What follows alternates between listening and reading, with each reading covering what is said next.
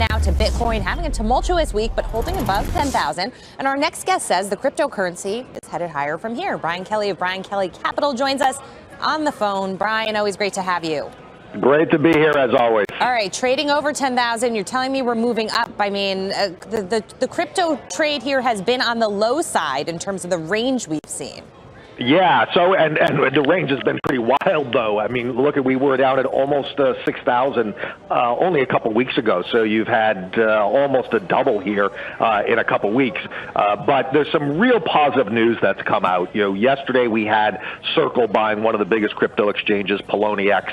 That's going to add some much-needed professionalism. It takes some regulatory risk out of the way, and it adds another on-ramp for investors to get in here. And then the regulatory environment here in the U.S., you couldn't ask for anything better. They're going to be supportive of it. They don't want to stifle it, but they want to protect investors. So, Brian, level-wise, what should we be watching when it comes to Bitcoin? So 10,400 has been the big number. That's almost, I don't know if it's an official pivot point, but that's where we've seen the volatility pivot around.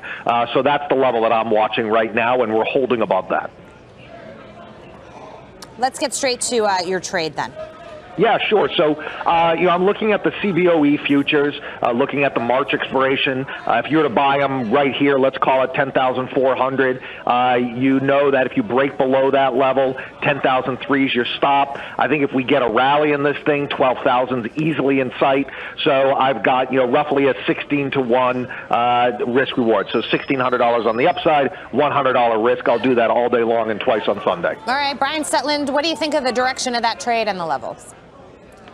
Well, I really like it because when you look at Bitcoin and the correlation that's going on between Bitcoin and the U.S. dollar over the last few months, they've been lockstep. And it really looks like the U.S. dollar is starting to turn and pivot higher. And the nation's point on shorting treasuries, if rates are going higher, the dollar is going to get stronger. And Bitcoin looks like it wants to follow with the dollar. And so BK's trade makes a lot of sense that we trade up to that 12,000 level. Scott?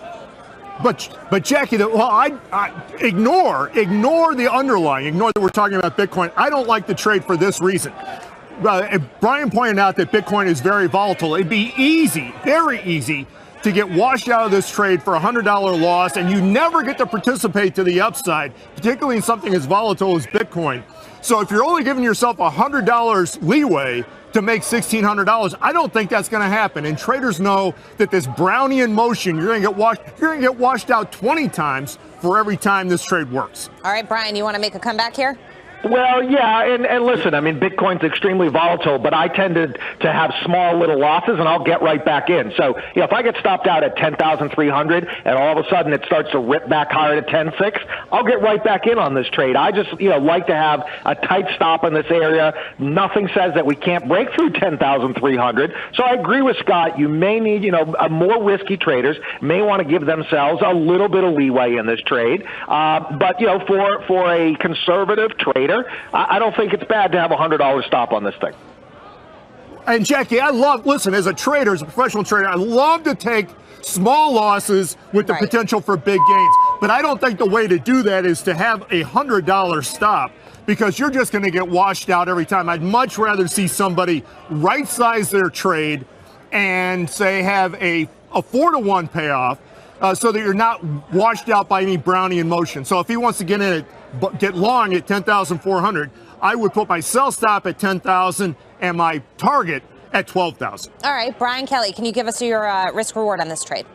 Well, based on what I'm looking at, it's a $100 risk for a $1,600 reward, so 16-to-1. I'm still looking up Brownian motion in my dictionary here so I can respond to what Scott was saying, but I think this is not a bad trade. All right, we haven't reviewed this one. Each contract worth $10,400.